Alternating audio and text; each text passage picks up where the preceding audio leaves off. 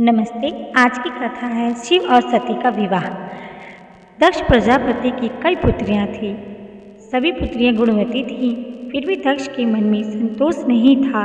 वह चाहते थे उनके घर में एक ऐसी पुत्री का जन्म हो जो सर्वशक्ति संपन्न हो एवं सर्वविजयिनी हो, जिसके कारण दक्ष एक ऐसी पुत्री के लिए तप करने लगे।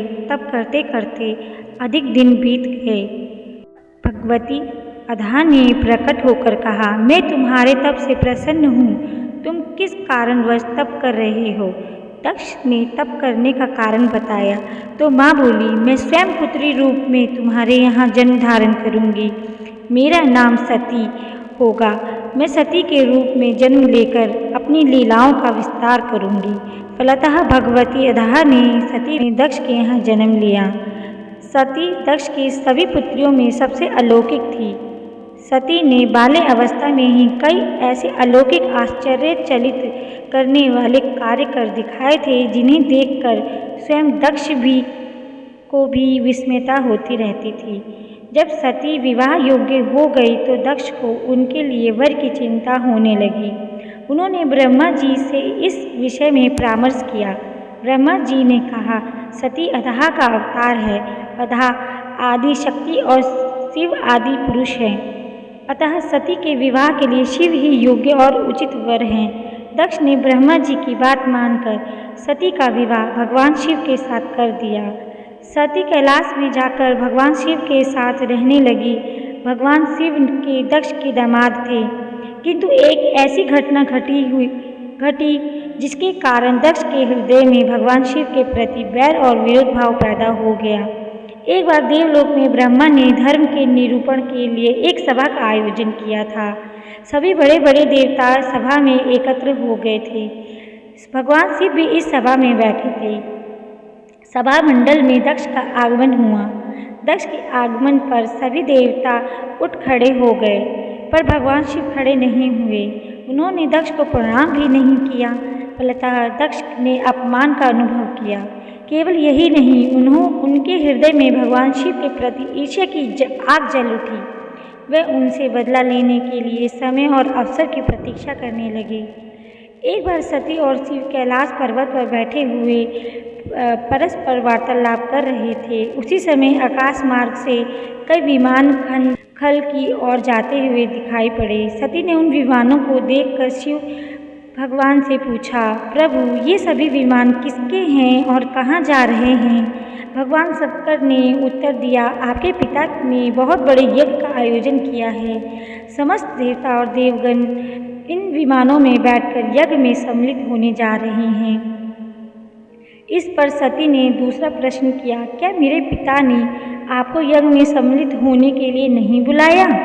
भगवान शंकर ने उत्तर दिया, आपके पिता मुझसे बैर रखते हैं, फिर वो मुझे क्यों बुलाने लगे? सती मन ही मन सोचने लगी। फिर बोली, यज्ञ के इस अवसर पर अवश्य मेरी सभी बहनें आएंगी। उनसे मिले हुए बहुत दिन हो गए हैं। यदि आपकी अनुमति हो तो मैं भी अपने पिता के यहाँ घर जाना चाहती हूँ। यज्ञ में सम्मिलित हो लूँगी और बहनों से भी मिलने का सुअवसर मिलेगा।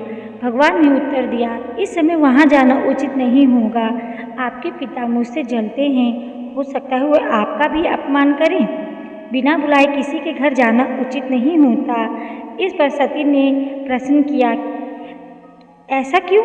भगवान शिव ने उत्तर दिया, विवाहित लड़की को बिना बुलाए पिता के घर नहीं जाना चाहिए, क्योंकि विवाह हो जाने पर लड़की अपने पति की हो जाती है। पिता के घर से उसका संबंध टूट जाता है। लेकिन सती पीहर जाने के लिए हठ करती रही, अपने बात बराबर दोहराती रही। उनकी इच्छा देख भगवान शिव ने पीहर जाने की अनुमति दे दी। उनके साथ अपना एक गण भी साथ भेज दिया। उस गण का नाम वीरभद्र था। सती वीरभद्र के साथ अपने पिता के घर गई। घर में सती से किसी ने भी प्रेम पूर्वक वार्तालाप नहीं किया। दक्ष ने उन्हें देखकर कहा, तुम क्या यहाँ मेरे मेरा अपमान कराने आई हो? अपनी बहनों को तो देखो, वे किस प्रकार भली भांति अलंकारों और सुंदर वस्त्रों से सज्जित हैं। तुम्हारे शरीर पे तो मात्र बागंबर है। तुम्हारा पति शमशानवासी और भूतों का नायक है। वह तुम्हें बागंबर छोड़कर और पहना ही क्या सकता है। दक्ष के कथन से सती के हृदय में पश्चाताप का सागर उमड़ पड़ा। वह सोचने लगी, उन्होंने यहाँ आकर अच्छा नहीं किया। भगवान ठीक ही कह रहे थे, बिना बुलाए पिता के घर नहीं जाना चाहिए। पर अब क्या हो सकता है, अब तो आ ही गई हूँ। पिता के कटु और अपमानजनक शब्द सुनकर भी सती मौन रही। ये उस यज्ञ मंडल में गई जहाँ सभी देवता और ऋषि मुनि बैठे थे। पिता के कटु और अपमानजनक शब्द सुनकर भी सती मौन रही। वह उस यज्ञ मंडल में गई जहाँ सभी देवी देवता ऋषि मुनि बैठे थे तथा यज्ञ कुंड में धू धू करती जलती हुई अग्नि में आहुतियाँ डालती जा रही थी। सती ने यज्ञ मंडल में सभी देवताओं के तो भाग देखे, किंतु भगवान शिव का भाग नहीं देखा। वह भगवान शिव का भाग न देखकर अपने पिता से बोली, पितृ श्रेष्ठ यज्ञ में तो सबके भाग दिखाई पड़ रहे हैं, किंतु कैलाशपति का भाग नहीं है। अपने उनका भाग्य क्यों नहीं रखा? दक्ष ने गर्व से उत्तर दिया, मैं तुम्हारे पति शिव को देवता नहीं समझता। वह तो भूतों का स्वामी, नग्न रहने वाला और हड्डियों की माला धारण करने वाला है। वह देवताओं की पंक्ति में बैठने योग्य नहीं है। उसे कौन भाग देगा? सती के नेत्र लाल हो उठे, उनकी भवें कुटिल हो गईं। उनका मुखमंडल प्रलय के सूर्य की भांति तेजोदीप्त हो उठा। उन्होंने पीड़ा से तिलमिलाते हुए कहा, ओह, मैं इन शब्दों को कैसे सुन रही हूँ? मुझे धिक्कार है। देवताओं, तुम्हें भी धिक्कार है। तुम भी उन कैलाशपति के लिए इन शब्दों को कैसे सुन रहे हो जो मंगल के प्रति हैं और जो क्षण मात्र में संपूर्ण सृष्टि को नष्ट करने की शक्ति रखते हैं। वह मेरे स्वामी हैं। नारी के लिए उसका पति ही स्वर्ग होता है। जो नारी अपने पति के लिए अपमानजनक शब्दों को सुनती है, उसे नर्क में जाना पड़ता है। पृथ्वी सुनो, आकाश सुनो, देवताओं तुम भी सुनो। मेरे पिता ने मेरे स्वामी का अपमान किया है। मैं अब एक क्षण भी जीवित नहीं रहना चाहती। सती अपने कथन को समाप्त करती हुई यज्ञ में कुंड में कूद जा पड़ी। जलती हुई आहुतियों के साथ उनका शरीर भी जलने लगा। यज्ञ मंडप में खलबली पैदा हो गई, हाहाकार मच गया। देवता उठ खड़े हो गए। वीरभद्र क्रोध से कांप उठे।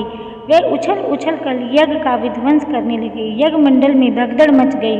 देवता और ऋषि मुनि भाग खड़े हुए। वीरभद्र ने देखते ही देखते दक्ष का सर काट कर फेंक दिया। समाचार भगवान शिव के कानों में भी पड़ा।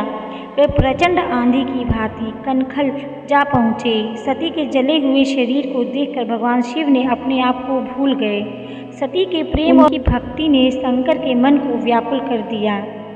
जिन्होंने काम पर भी विजय प्राप्त की थी और जो सारी सृष्टि को नष्ट करने की क्षमता रखते थे, वे सती के प्रेम में खो गए, बेसुध हो गए। भगवान शिव ने उन्मत्त की भांति सती के जले हुए शरीर को कंधे पर रख लिया। वे सभी दिशाओं में भ्रमण करने लगे। शिव और सती के इस अलौकिक प्रेम को देखकर पृथ्वी रुक गई, हवा रुक गई, जल का प्रवाह ठहर गया, देवताओं की सांसें रुक गईं, सृष्टि व्याकुल हो उठी। सृष्टि के प्राणी पुकारने लगे, त्राहि माम, त्राहि माम। भयानक संकट उपस्थिति देखकर सृष्टि के पालक भगवान विष्णु आगे बढ़े। वे भगवान शिव की बेसुधी में अपने चक्र से सती के एकाएक अंग को काट काट कर गिराने लगे। धरती पर 51 स्थानों में सती के अंग कट कर गिरे। जब सती के सारे अंग कट कट कर गिर गए तो भगवान शिव पुनः अपने आप में आए। जब वे अपने आप में आए तो पुनः सृष्टि के सारे कार्य चलने लगे। धरती पर जिन 51 स्थानों में सती के अंग कट कट कर गिरे थे, वही स्थान आज शक्ति के पीठ स्थान माने जाते हैं। आज भी उन स्थानों में सती का पूजन होता है, उपासना होती है। तो दोस्तों, आपको यह कथा कैसी लगी हमें कमेंट में ज़रूर बताएं। चैनल को सब्सक्राइब कर दीजिए, वीडियो को लाइक कर दीजिए, शेयर करना ना भूलें। मिलते हैं अगली वीडियो में, तब तक के लिए धन्यवाद।